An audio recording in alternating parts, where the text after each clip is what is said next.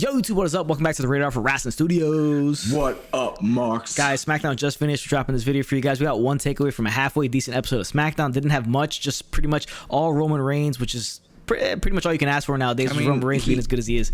I mean, he's entertaining enough. Yeah. All he needs to do is SmackDown. Just surround the show around him. But most of it was a tribute to Pat Patterson. They started off the show with all the superstars on the ramp, including Vince McMahon paying tribute to Pat Patterson. They did it throughout the night with video packages and stuff like that.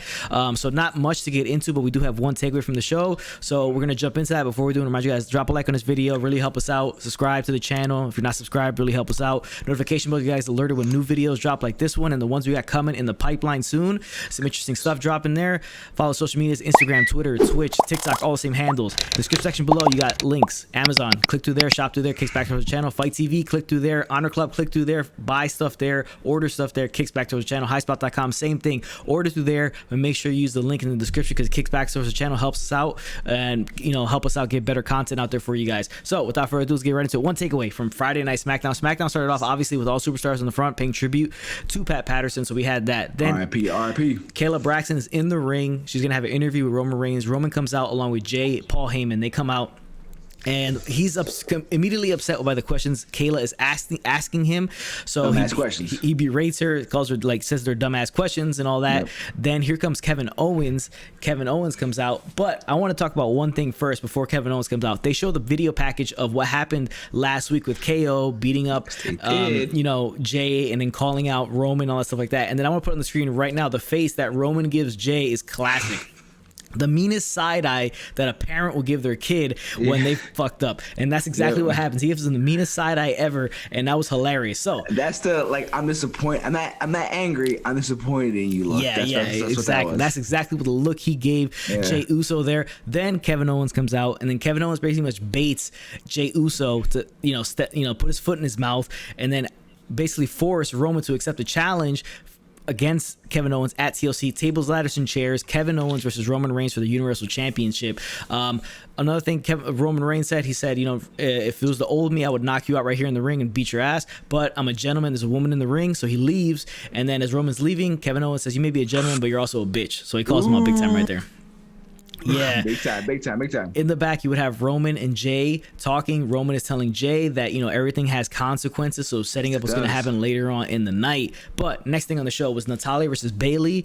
Natalya gets the win here. Bianca Belair on commentary. They're still building the issues between Bianca Belair and Bayley. That will be the next feud. Excited to see that one because I think it's a good stepping stone for Bayley to put over Bianca Belair and establish her as the big thing on SmackDown. Yeah, I think she's the EST, so she has to step it up and she has to be put on SmackDown, be the next one to be able to take Sasha wherever's champion, and she needs to be the focal point of the women's division going forward. Yeah, she does definitely. Now, next thing on the show, we had another tribute to Pat Patterson where he's singing Frank Sinatra's "My Way," and they're giving a bunch of pictures, a montage towards him. Then they have a 6-man tag featuring Intercontinental Champions, obviously because the first ever Intercontinental Champion is Pat Patterson, or was Pat Patterson. In a tournament in Rio de Janeiro. Supposedly, yes. Now, that's supposedly in Rio de Janeiro. The match was Daniel Bryan, Rey Mysterio, and Big E. Big E has new music going off against Dolph Ziggler, Shinsuke Nakamura, and the current champion Sami Zayn. The match was what it was. I mean, it was solid. It was fun. It was what it was. But it was cool to see that how they all did that for Pat Patterson. But Big E, Bryan, and Mysterio get the win afterwards. They leave the ring, run back in, and start brawling. And then Ziggler get his ass handed, get all the finishers done to him. So that was cool. But it's still going towards Bryan versus Bryan did get the win over Zayn in the match. So it's still setting up the IC title match that's eventually going to happen there. 100%. Yeah. Next thing on the show, we had a war of words between the Boss Sasha Banks and Carmella. They were side by side on video chat, and they were just going at each other back and forth. And they set up TLC Carmella versus Sasha Banks. Interesting that she just comes back and immediately gets a title shot. But they don't have that many women right now in the division, so it's and they did vignettes. They build it up for a couple of weeks, and she's attacking the champ. But I think Carmella is someone that is viable. I like her new gimmick. It's different. She was gone for a while. She came back with something different.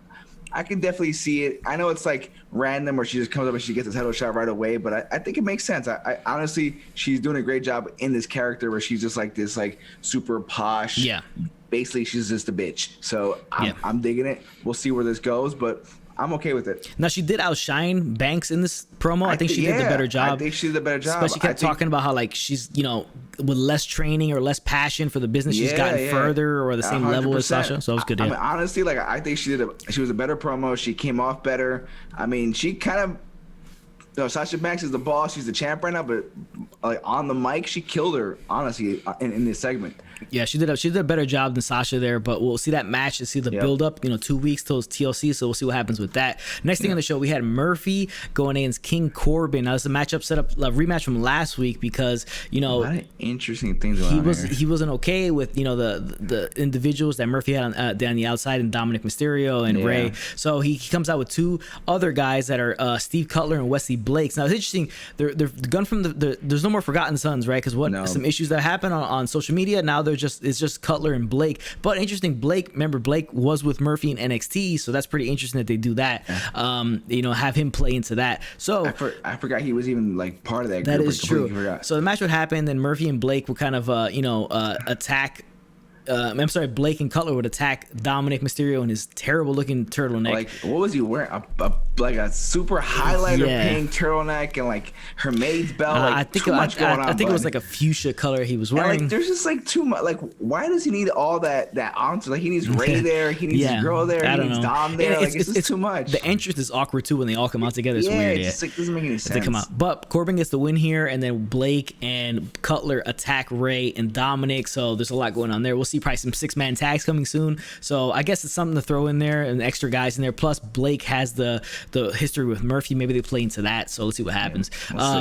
Next thing on the show, we have the main event: Kevin Owens and Otis going against Roman Reigns and Jey Uso. And Roman Reigns is late to the show, which I do like that they went back to that. They hadn't done it in a while. Yeah. See, I like it the fact that he just shows up when he wants to. It's like, you know what? Retribution needs to take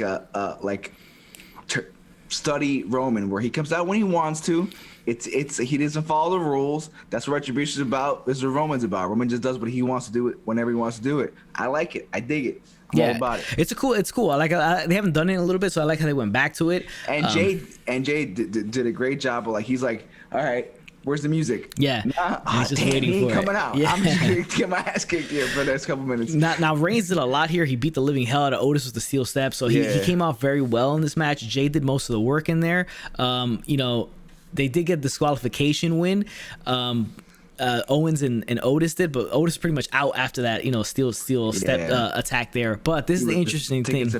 Afterwards, they're beating down. Obviously, they use the chair, so they're beating down. So they get the, they hit the disqualification. So he's beating him down, and then what happens is interesting is that Roman, remember he said there's consequences, there are actions they're taking, and he beats down Jey Uso, giving him the tough love because it's the only way that Jey is gonna learn. Super tough love, like just beating him with a chair. And this is our only takeaway from the show, and it is Roman Reigns over the top, standing tall or kneeling tall over Kevin Owens and his fallen cousin that he took down, just to show him that you need to fall in line, because every time you step out, there will be consequences to your actions. So it was good stuff, more great stuff from Roman, the heel Roman.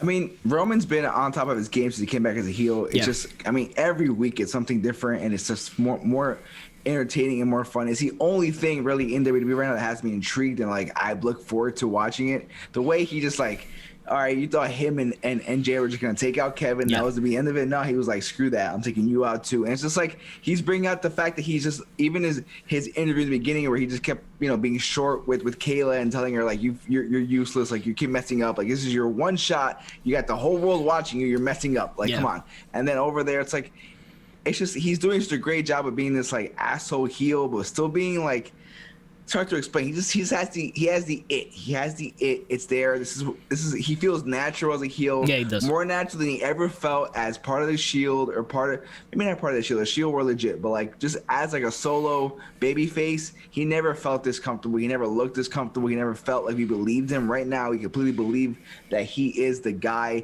He is the head of the table. He's the tribal chief. All that stuff, and they keep adding to it. They keep elevating his character. I'm loving it. It's some of the best stuff in wrestling right now. I don't care if you hate WWE or AEW, Mark, and that's what you like, but this is really good stuff. No matter what you can talk crap about WWE, this is really good stuff with Roman. Yeah, it is really good stuff, and I think it's even better that they took so long to change him into a heel. I think it makes us like it even more. The fact that we have so much resentment for that baby face, 100%. You know, Roman, that we love the heel Roman even more. And this is maybe where Vince, you know, people say he's lost touch and he doesn't have it anymore. Maybe he knew, like we'll sit you as a baby face, and we'll work you as a baby face, and we'll have people kind of hate you, and we'll turn them when we're ready. Not when they're ready to turn, when we're ready. And maybe that's something that he did, and maybe we have to take credit for it. I don't know. I'm just like throwing it off the cuff here, but I mean, it's great that we waited this long to get him as a heel. And now he's a heel, and now he's killing it, and he's doing a great job, and we love it. And I mean, you name something more interesting in wrestling right now than Roman.